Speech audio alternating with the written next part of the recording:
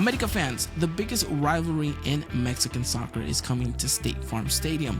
Enter for a chance to win 2 tickets to watch Club América battle Chivas de Guadalajara on Saturday, October 11th. For tickets and more information, visit SeatGeek.com. You don't want to miss El Clásico de México. All you have to do is, on September 12th, head over to our Twitter/X account at UI Podcast. Follow us, like, and retweet to enter this giveaway. We'll be announcing the winner on September 23rd. Best of luck to everyone. Welcome to the Eagle Eye Podcast, the #1 show to bring you all things Club América in English, from tactical analysis Pelota para la banda izquierda. to player updates. We've got you covered on all the latest news on Las Águilas. Now, let's start the show. This is the Eagle Eye Podcast. Hello, ladies and gentlemen, and welcome back to another episode of the Eagle Eye Podcast. Today, we're going to be breaking down that horrific 2-1 defeat in the Clásico Nacional. Embarrassing, just absolute total embarrassment from Las Águilas del América at home against Chivas. And then, of course, we'll break down a preview for the upcoming game against Monterrey, which is going to be, I would assume, an even tougher matchup, this time on the road away at the Estadio BBVA. So it's going to be quite a therapeutical podcast, if I do say so myself. And joining me today to discuss all things Club América, it is none other than everyone's favorite cowboy, Dylan Jiménez. Dylan, how you doing after this weekend, man? Man, it's been a week for me, and I think it all went downhill after that loss. So, but here we are. We're just getting through it now. It's okay. But at least your Cowboys gave you something to smile about. Yes, they did. They did. After, I just still think that was a stupid game, but I think the Cowboys game was stupider than this America game was stupid. So, yeah, here we are. Yeah. Absolutely.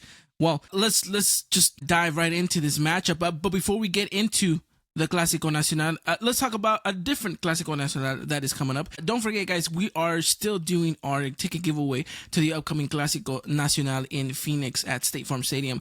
So if you guys haven't done so already, make sure you guys head over to our Twitter/X account. I'll leave a link in the description for you guys to go and join the giveaway if you guys haven't done so already. All you got to do basically is just follow us, like and repost the tweet, and then you guys will be good to go. We'll be announcing the winner this Tuesday on September 23rd. Thank you to everyone already who's been participating. We can't wait to announce the winner. This has been phenomenal, and we hope that this is something that we're going to continuously be able to do in the future. So again, if you guys haven't done so already, make sure you guys go and sign up and for the giveaway. Hopefully, one of you lucky winners listening to this is the lucky winner. So again, just wanted to remind you guys about that giveaway. But okay, Dylan, let's talk about this fiasco that was América versus Chivas on Saturday. It all painted, at least on paper, for us to be just steamrolling past them, right? This is a Chivas side that was coming in just an absolute rut of a form. They were, 5th, 14th place in the league.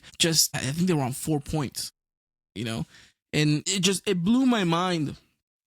The lack of urgency, the lack of, I don't know. It just felt like the players didn't feel like they were playing a Clásico. They felt like they were playing a pickup scrimmage match in training, and no one really actually gave it like 120% like you usually see in these Clásicos. Granted, we started off pretty decently, right? I feel like our first touch and our final pass in the final third just absolutely wasn't there, but we had bright spark moments, but it just felt like América came in very complacent and like they came in very overconfident, or maybe not even overconfident. They just came in very laxed and ultimately gave Chivas life. Yeah, I kind of was curious too what Jardine was thinking going into this game, because I mean, you look at the lineup.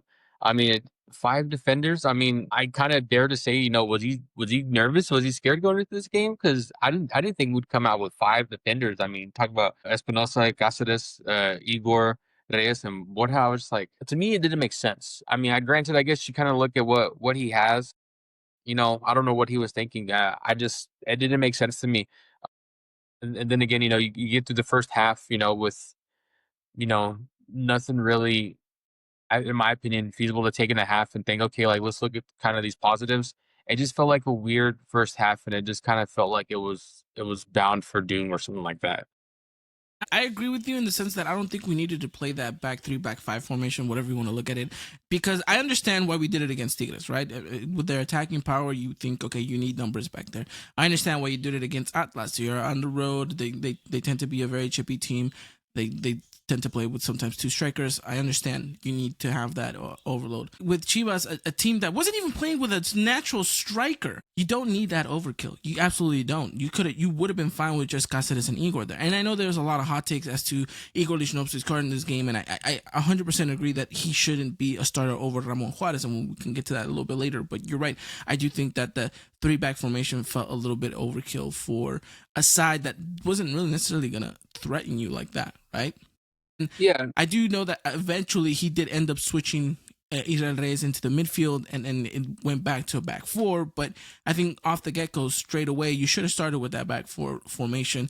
You should have had an idea how you were going to approach this game and not be so, I don't know, just so lax. And it's something that we spoke about last week on the podcast with our guest. One of the main questions that I proposed for this preview was, how does André Jardine manage the locker room, manage these players so that they don't come into this game overconfident, or they feel like, that they've already won the game before stepping onto that pitch, just because of the reality is that, our opponent was nowhere near to the level that we were playing at. But it just, I don't know, it just felt very unfortunate. And I think one thing that, I don't know who brought it up in our group chat, whether it was Christian or Chris, but basically they said, it's unfortunate that we had to play this game after the international break. It felt like the international break halted a little bit of the progress that we had made all August. No, yeah, 100%. I feel the same way too. I also feel, obviously, I think this is no disagreement between us, Evan. A lot of this kind of needs to fall on harder than that, because, how do you as a coach not how keep your players to that standard that you're playing at, weeks before, especially, in a game whenever we went to the played against Tigres. I mean, for me, I think I was at that point, cautiously optimistic, and then, maybe I went, just the right amount of optimistic into this game. Like, okay, like, I don't think I was necessarily on the we're gonna steamroll, but I was like, we're gonna get a comfortable win against Chivas. We're gonna show why, we are the best, and then you just fall flat in a Clásico that, really kind of is like has lost some level of Clásicos, I feel like, too. But now it just feels like, since we lost, it's kind of like damn, back up to that level of what this Clásico actually really means. And so just obviously embarrassing, it's just something that I think, Harden needs to kind of ask himself too, is what did I go wrong in keeping this team where it was, prior to the international break and everything. Yeah, absolutely. I agree. There's a lot of fingers to be pointed, and I think in all direction, everyone on that pitch deserves to kind of, put their heads down and kind of reset themselves, also included. Obviously, we saw a little bit of a dip against DC United, but you're thinking that's just a friendly. It doesn't really kind of matter. You're trying to get minutes to some players. I think obviously the biggest catalyst for América not doing so well is, unfortunately, the injury to Álvaro Fidalgo.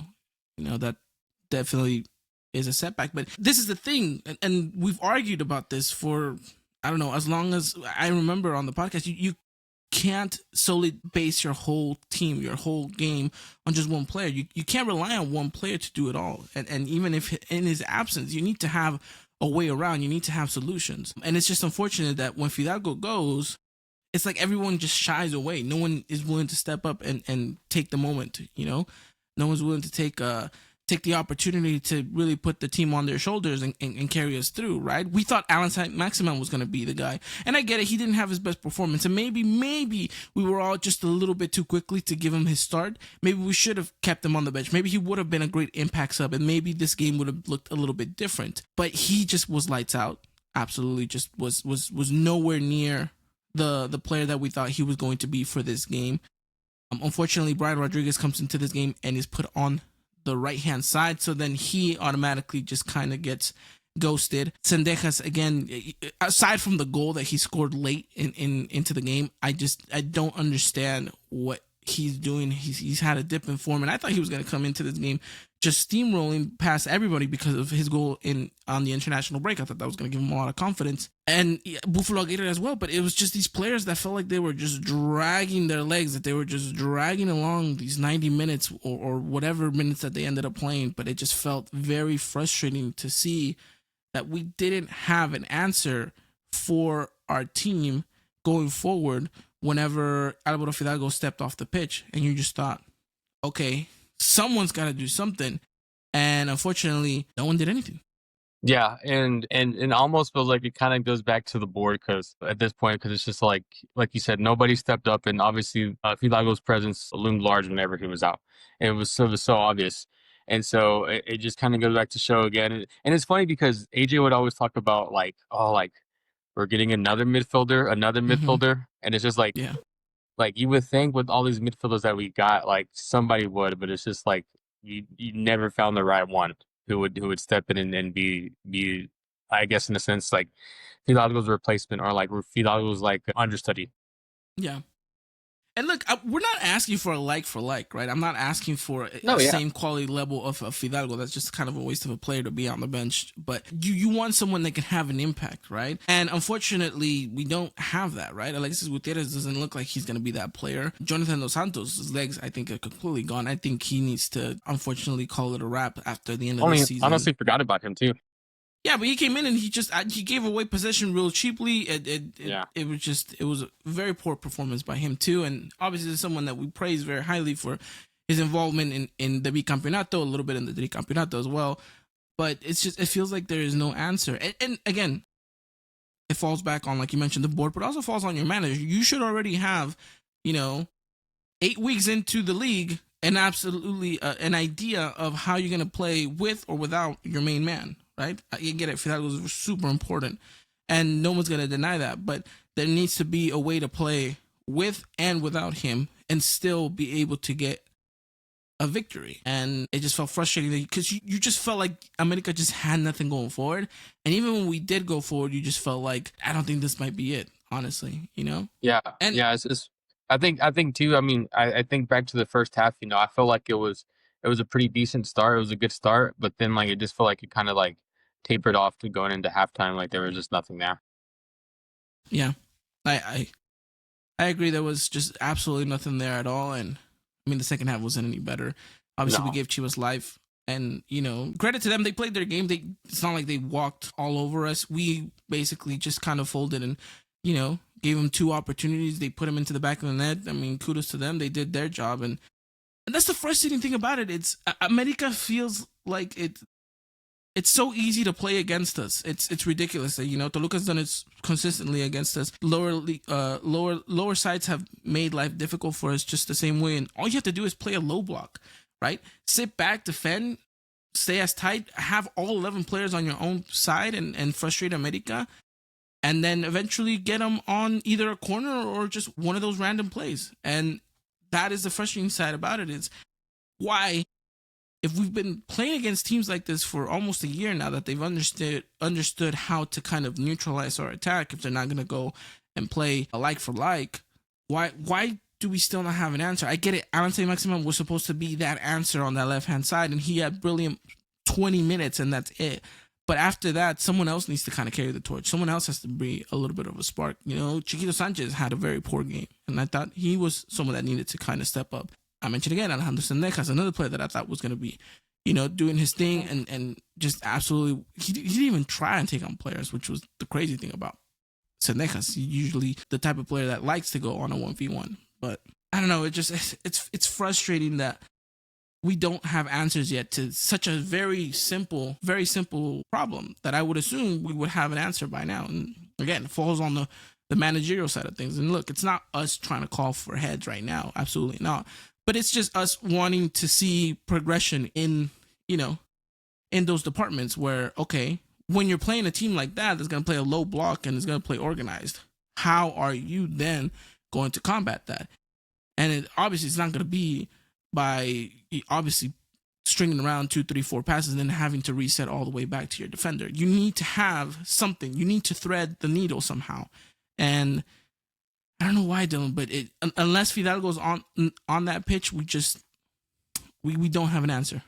Yeah, no, we don't. It's frustrating because it just feels like, again, like we mentioned the international break, stalling, the great form that we have, and man, when you look back, especially I'm looking back at some of the results. I mean, we went four in a row in league play, winning, and against Querétaro, against Tigres, against Atlas, and then against Pachuca, four in a row, and going into this game undefeated against one of your rivals, and then you just decide to lay flat and take 20 steps back instead of taking a step forward.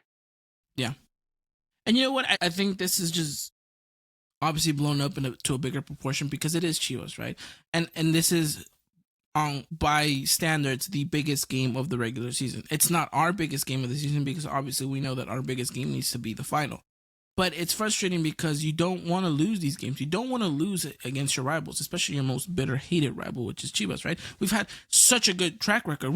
If we were to have won last Saturday's matchup, Dylan, we would have had officially reached 1,000 victories against Chivas. That's huge. That's a huge landmark. You can hold that against them, like it's ridiculous. Will we get there? Of course, I have no doubt, but it's unfortunate that we have to delay that because of these setbacks that these players just decided that they were going to have an off day after having. I get it, the international break isn't so easy at times. These players have to travel extensive amount of miles, but you have to understand you're coming into a Clásico, Yeah. And that's what makes me wonder too is, how many of these players, feel the colors like you always kind of talk about, Ivan. Yeah. Which I think, looking at this game, I mean, it kind of makes me wonder, did any of these players, I guess, like, have this game kind of circled, and realize like, hey, like, this is a great rival, we need to go out and win this game. And it didn't feel like many players did not have this on their calendar circled. Yeah, I agree. I don't know if it's a complacent thing. I don't know what's going on, but yeah, I think there's a lot of players that need to kind of have that self-reflection, look at themselves in the mirror, and kind of, again, something that I've alluded to throughout this whole season is, am I still good enough to play for this team? Am I still good enough to, wear this jersey? And if I am, then I have to go out there and demonstrate it. And if I'm not, then of course there's the door. But yeah, it's a good thing that you also bring this up, right? Feeling the passion, feeling the colors.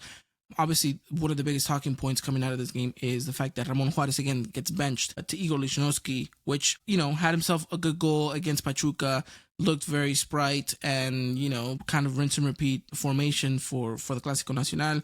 A lot of people didn't like it, but they were rolling with it, and eventually at the end, everyone was calling for Igor's head and basically saying that Ramon Juarez needs to start. I am kind of in favor with that. I'm always going to pick Ramon Juarez over anyone. I do think he still has limitations, but when it comes to these type of games, when it comes to Clásicos, I don't think you see a better defender out there on the pitch than Ramon Juarez. The man, lives, breathes, and bleeds Club América. And it's unfortunate that he gets to see the bench yet again, which I think he's had one of his best seasons with us. And I don't know, what do you think the situation here is between Ramon Juarez and Igor Lichnowsky?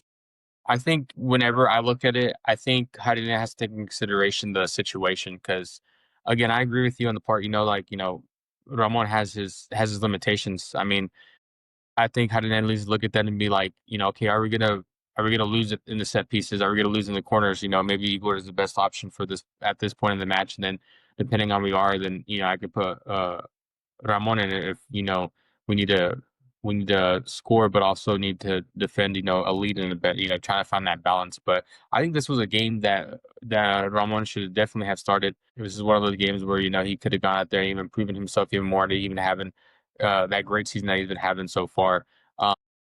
I think, after this game too, it kind of shows even more why he needs to be the one starting in front of Igor, because Igor's just kind of, to me, hit or miss. I feel like he needs to be in those situations where, like, okay, do we need, somebody in the air? Because I feel like that's where Ramon kind of, in some ways, lacks. I wouldn't say a lot of times because he has stepped up a lot, when it comes to some aerial attacks. But I think that's whenever it kind of gets situational in a sense.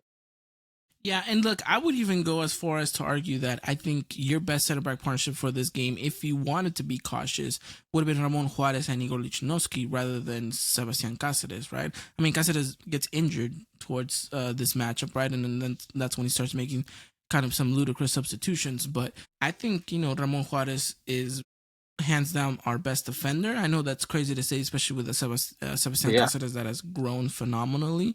But I do think that in this game, he feels the passion, he feels it more. And I think you could have had an Igor Lichnowsky who could have been there to. And I don't think Igor Lichnowsky had the worst of games. I just think he got outdone in that second goal. And obviously people are going to, look for a scapegoat in that sense. But I think if you switch the roles and you have Igor Lichnowsky and Ramon Juarez, I think Ramon Juarez is the one covering, I forget the Chivas player name, but I know it's Hormiga. It's covering that attack, and Igor Lichnowsky is kind of tracking back. And I do think we see a much better result there. But I do think it's frustrating because obviously Jardine had 100% trust in Ramon Juarez whenever he was with him at Atlético San Luis, brought him back to América, and it looks like, he's giving him his moments here and there.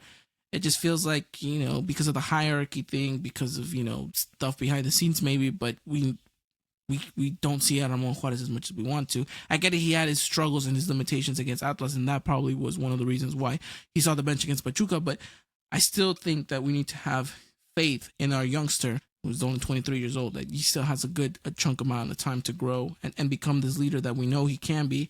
But yeah, I guess it's just one of those things that we'll just never know, right? If, buts, or maybes. But I think at the end of the day, we all would have felt a little bit better with Ramon. I was trying to think back too. I was like, I know Ramon has scored a header somewhere so far this season with us, and now I've looked back and it was against Portland whenever it was Leagues Cup. Yes. That was a very good game for him, I think. Really good game. I think that's what kind of catapulted him to, again, return back to the starting 11. And I don't think he should have been dropped against the Atlas game. And we spoke about it, me and Chris, after that matchup. And on the podcast, we said, obviously he has his limitations, but we don't think that he merited to being dropped. But again, they don't pay us for this, right, Dylan? They pay Jardine. He has more trophies than us, I think. Yeah, absolutely. So... obviously we trust in him, and I think he will do the right thing. I do think we'll see a Ramon Juarez against Monterrey. I think you just have to at this point. And we'll get into that a little bit later down the road. But that was América versus Chivas 2-1. Obviously there was that late goal from Alejandro Sendejas, and oddly enough we were almost close to tying up the game if Brian Rodriguez decided to actually for once do everything on his own. But the one time he didn't need to pass, he passed the ball for some reason. But in this hypothetical situation, if América ends up walking away with a draw, how much of a different tone or how much of more of a different conversation do you think we're having? I don't really think we're having that much of a different conversation because I think obviously you go out to obviously win the game, but you definitely go out to win Clásicos. I mean, especially have to come back down, 2-0. I think we'll probably talk a little bit different about how this team fought to at least scrape by with the points, but I think it's not that much different. I think you still wonder, where everything went wrong, between what was it, Pachuca into this game. Obviously, like we mentioned, the international break, probably stalled some things, which I can agree to that. I can sit there and say that too. But I think you still ask those questions. You still question this lineup. I think you still question, like we kind of mentioned, Ivan. The five defenders. The five in the back or three in the back, however you want to look at it. Really, I think there's still a lot of questions. Regardless, I think with the tie, you still take steps back. I don't think it's as many as it is with the loss, but I think you still take some steps back with the tie that you have to fight back for in the end. Yeah, I agree that this conversation is probably not as different as maybe people would have thought if we did end up getting a tie. Obviously, there's more of a silver lining. If we do get that draw, we still stay undefeated. I think we would still be in third place, though, regardless whether we had tied or we lost. I think we still would have been in third place. But I think, this is obviously, hopefully, a turning point for the team in general to realize that, hey, there is no such thing as an easy game for the rest of the season. We need to kind of step up. And there's 2 international windows left before the end of the season. So you guys need to find an answer onto how you're going to combat this kind of slump coming into league again after those international breaks, because it's important. So we'll see. Obviously, we'll see what happens. But yeah, América loses 2-1. Like we mentioned, unfortunately, we lose the undefeated streak, but on hindsight, it is the first loss, Dylan. Well, you're muted. Yeah, I mean, yeah, it's a sucky loss. It's a classical loss. So I mean, That thing's worse.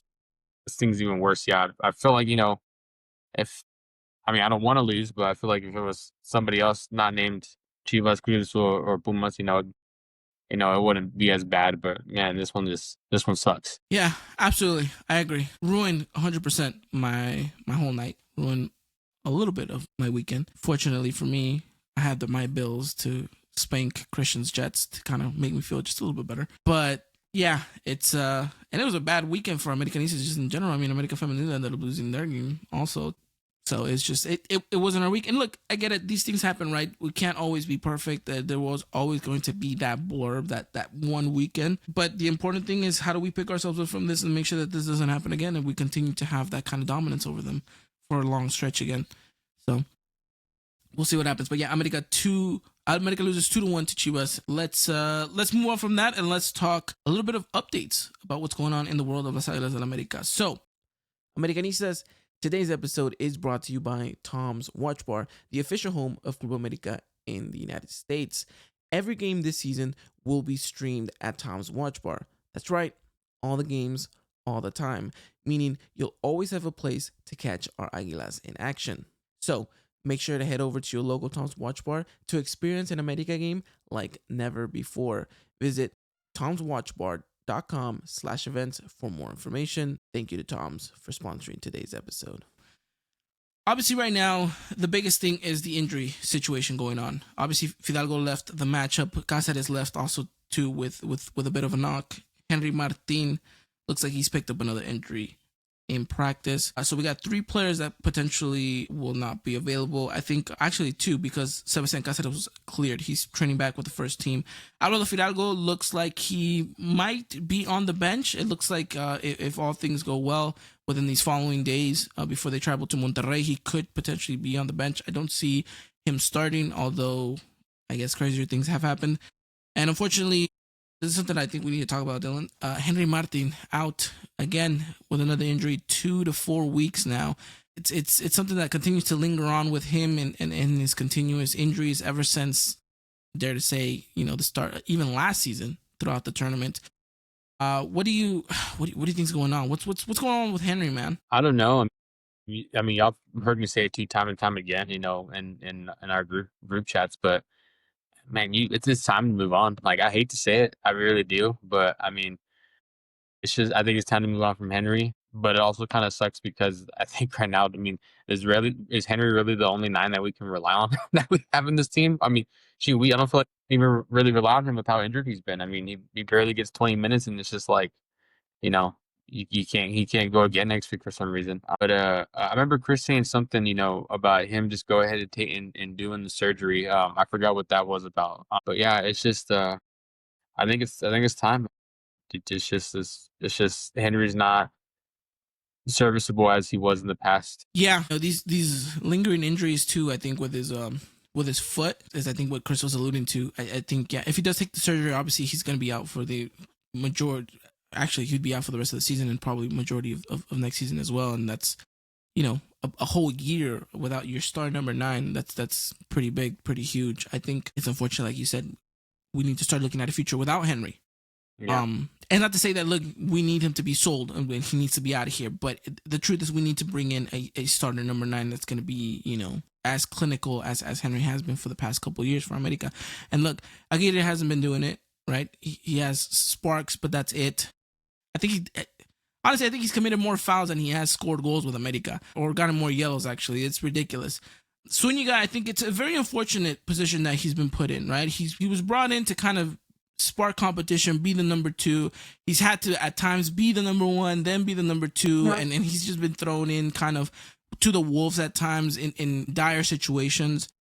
I do think that there is a potential for him to have a future with América. I just think we need to get rid of Buffalo Aguirre, and we just need to give all the minutes to Zúñiga to eventually kind of lead up and get some confidence. Again, he's on the wrong side of 30, so I don't think he's the long-term solution for América. And even if we bring Raúl Jiménez, I know he's definitely on the opposite side of 30, but he's not going to be the super long-term option. But there, obviously, that seems to be the move after the World Cup, right? I think we're going to see Raúl Jiménez come back. Hopefully, he still has about 2 years to give us, the best that he can provide. And in those times, I think we're going to see a Henry that has to transition into being kind of that third striker, and eventually kind of weed out or fade out from the club. And, it'll be interesting to see what his decision is. Is he going to look for a team elsewhere, or if he's going to ultimately retire?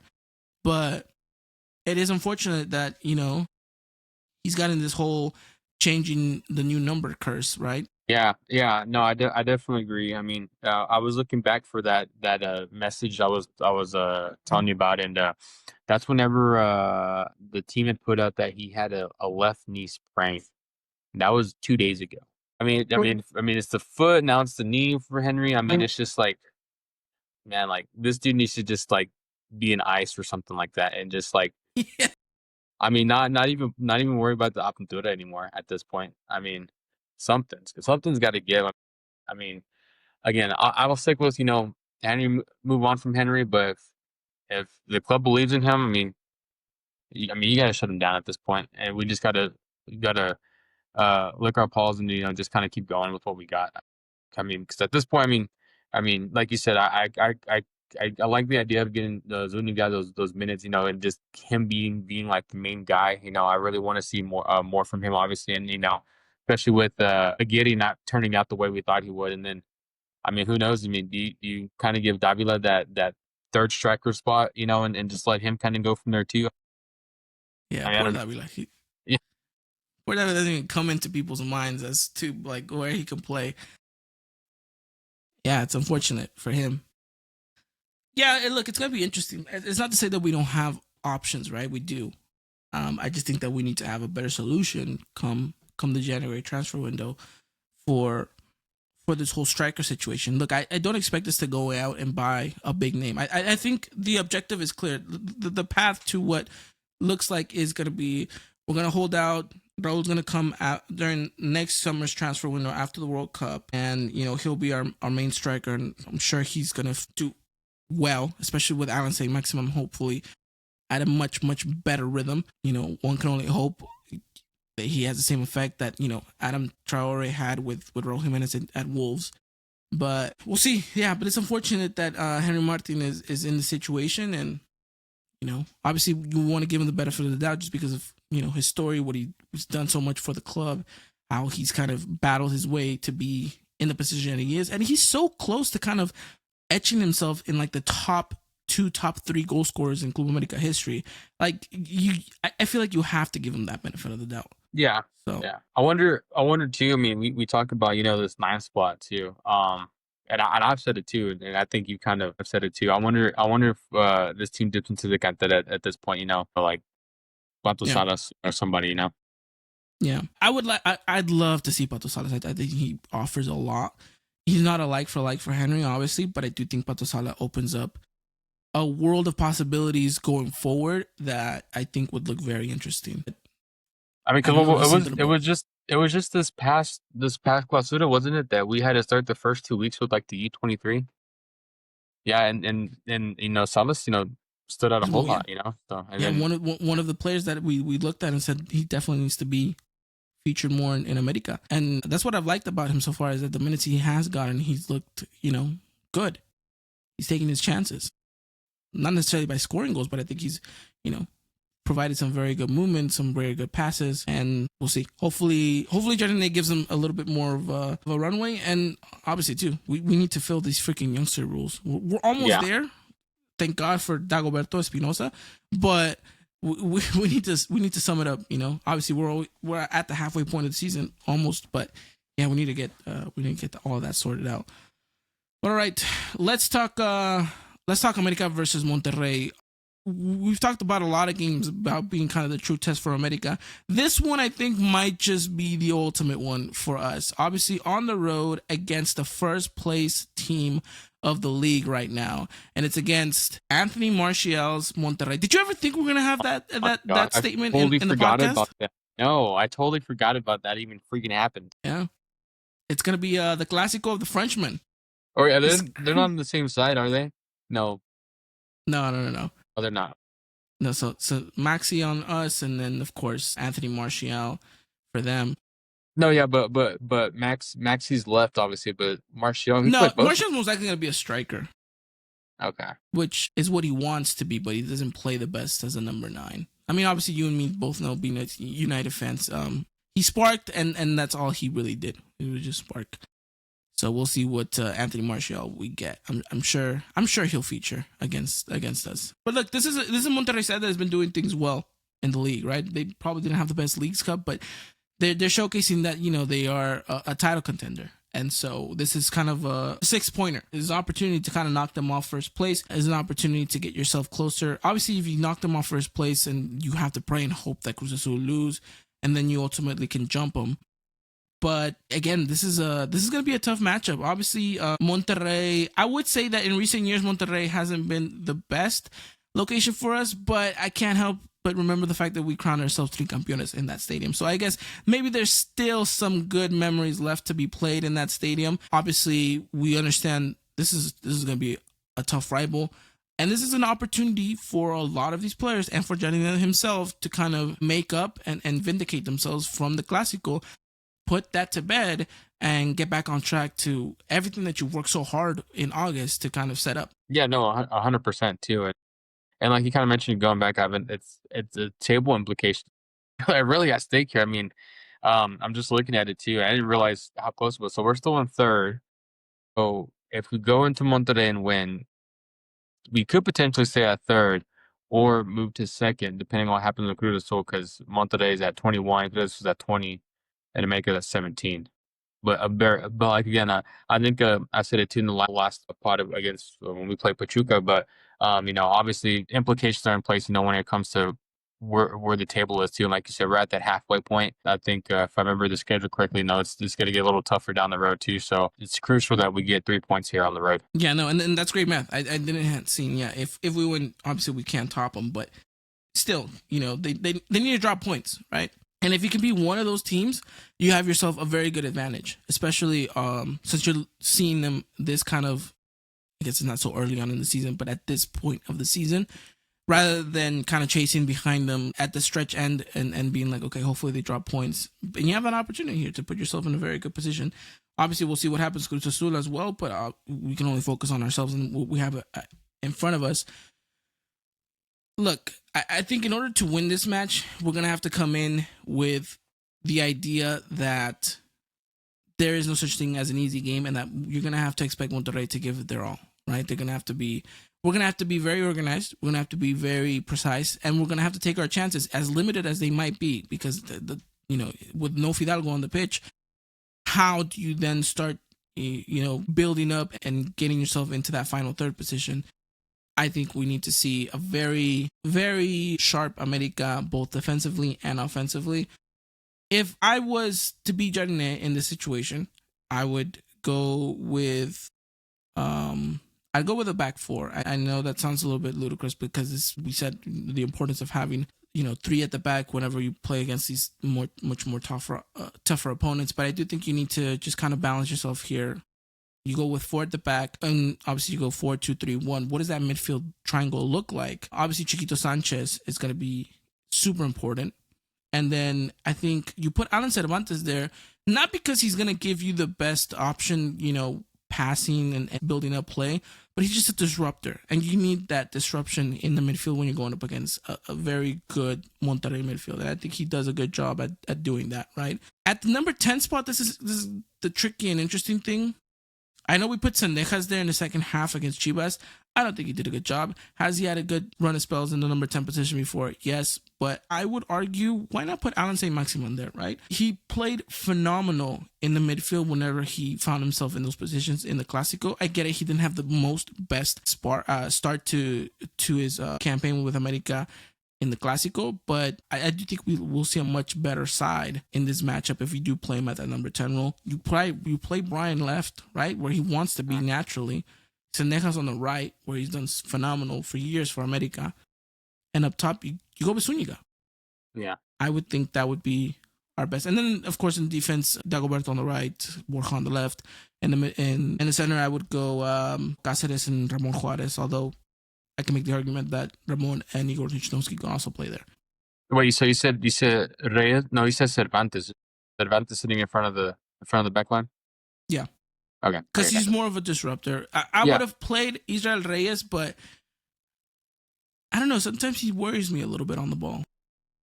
So, but that's my predicting starting 11. Will we see that? God knows, Dylan. But I don't know. What do you think America needs to do in order to walk away with 3 points here? Yeah, I mean, like you kind of said, this is going to be a good test, of your mental focus and where you are in terms of your vision on the pitch. I mean, we thought Tigres was going to be tough, and look, we went and smacked them 3-1. I mean, so no telling how this is going to go too. And pretty much what you said, that lineup, Ivan, is pretty dang close to what it was against Tigres. So whenever I was kind of listening to you, I was like, man, this sounds familiar. And so, I don't know. I feel like this is the part where you have to turn the corner. You're halfway. This is going to be the ninth game. This is the ninth jornada. I mean, I think this is going to really tell who this side really is. As you can see, the cat walking in front of the camera. Sorry. That's fine. He wants to give his opinion as well on this very important matchup against Monterrey. Look, the important thing here is walking away with 3 points, right? And as much as we want a very pretty, very amazing, fluid game from America, if we don't get that, obviously we will have some critiques. But at the end of the day, it's 3 points that we desperately need to get back on the board. And it's momentum that we desperately need to start building back up again. How that comes in a very important matchup, I don't think any of us have any reason to complain at this point, right? You mentioned something very important. It's the halfway point after this matchup. You need to start building traction. You need to start building momentum. And I mean, what better way to do it than against, the number one team right now in the league, quote unquote, by league stat. Look, it'll be interesting. It'll be fun to see how this America side responds. At the end of the day, if we walk away with 3 points, then that's ultimately what we want. And that's what we need. Monterrey will do their part. I'm sure that they're not going to, do the low block situation. They're at home, which helps out America a lot, actually, when teams open up and try to attack us. We need to be obviously very, what's the word I'm looking for? Very comfortable and very strict with how we manage ball possession. We can't be giving away cheap, passes in the midfield and open ourselves up to a counterattack. Look, if we neutralize Canales, I think we'll put ourselves in a very good position. Again, that's why I think it's important to have Alan Cervantes there, kind of tracking him, disrupting play. And if you don't have a Fidalgo, your key players are going to be Chiquito Sanchez, Alejandro Sendejas, and Saint Maximum if he does end up playing in that number 10 role. Let's see what happens, Dylan. But it should be an interesting Saturday night game, a late one as that too. It's at 8 p.m. Pacific. 10 Central, 11 o'clock Eastern. How do you guys do it so late? Well, I already have a 10 o'clock show on Saturday, so I'm already up anchoring, so it's easy for helps. me. I don't know how AJ does it. 11 o'clock at night, and he's just, prime time ripping out gifts, goals, and reactions. AJ, he's playing Xbox or PC, whatever he plays. I forgot which one he's playing the PC, yeah? Yeah, PC, yeah. He's playing the PC too on top of all that stuff. Absolutely. Well, I guess that really does help. I don't think Monterrey's been having weather issues, and I don't think this game would potentially get delayed, so it looks like we should be fine. Game's going to be obviously on TUDN. For those of you who want to stream it on the go, you can catch it on VIX. And I don't know, but I do think this game might be also streamed on Paramount Plus. Don't quote me, though. I didn't check. I didn't verify myself. Yeah. I watched one game, which was the Atlas game. They did a very good job. I just haven't been able to catch another game. If they do stream this one on Paramount Plus, I'll catch it there.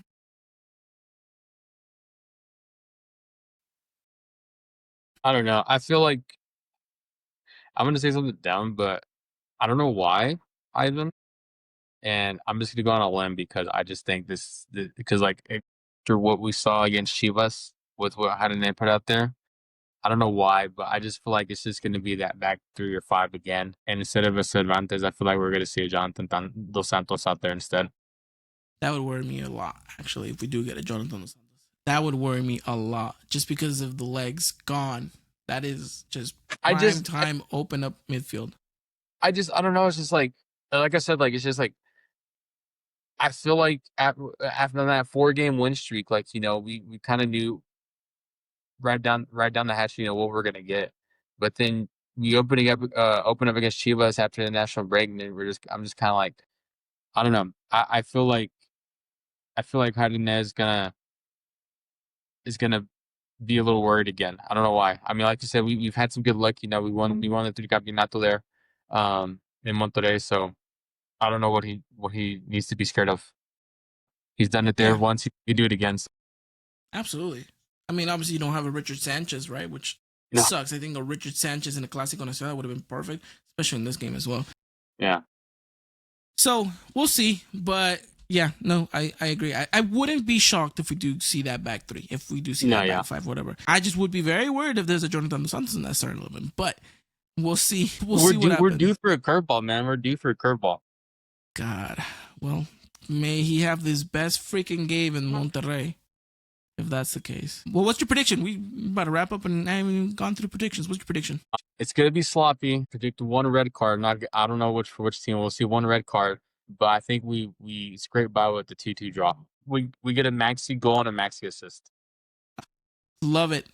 Love it even more though if we would have walked away with a 2-1 victory. I am gonna go on that air of caution side. I'm gonna be just a little bit more cautiously optimistic than you, and I'm gonna go with a 2-1 victory for America. It's gonna be not the prettiest of results, though I would love it if it is. But yeah, I think 2-1. I think we get a very scrappy late goal, like not super late. I'm not talking like Fergie time, like 98th minute of the match.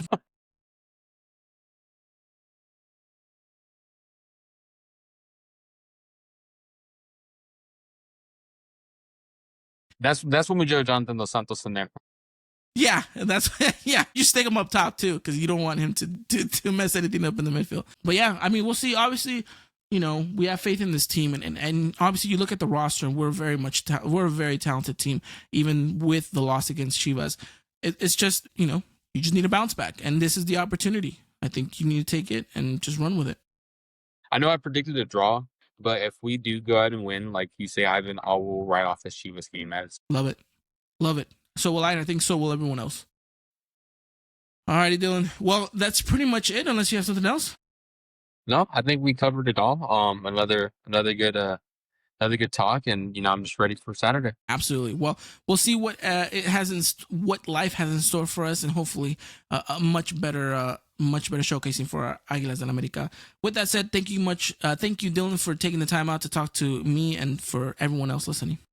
Yeah, no problem, and I hope people who are watching enjoyed the cats in the back and the one that walked right in front of the. Oh. Absolutely, yeah. I'm sure we'll get some comments, and I'm sure, hey, you never know. Someone might just say, you know, put on the cats 24/7. Yeah, there we go. Cat TV. Cat TV. There you go. All righty then. Well, thank you to all of you guys who stayed around, watched, and listened. Again, if you guys haven't done so, make sure you guys go, and if you're in the Phoenix area, go and check out our tweet. Sign up for the giveaway. We'll be announcing again the winner on September 23rd. Link to all of that will be in the description. So yeah, thank you guys. We'll be back next week to talk all things Club América. We'll recap what happened against Monterrey, and then of course I think we're going up against. Why do I never have these things on command? I even just saw it too when looking the San Luis. Stuff. There we go. Yeah. On the road against San Luis, and it's a midweek matchup. Okay, we'll see what we do with that sense. But doble jornada coming up for América after Monterrey. So things are turning very, very quickly. And then after that, we got another Clásico. We got Pumas. So not an easy schedule for América. A lot of really difficult matches coming up.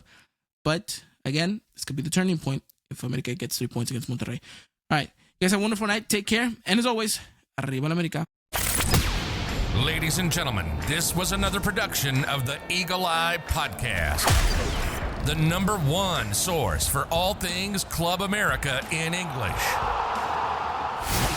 Make sure to follow us on Twitter and Instagram at Eagle Eye Podcast and get all the latest news and coverage. And subscribe to our podcast wherever it is you may listen.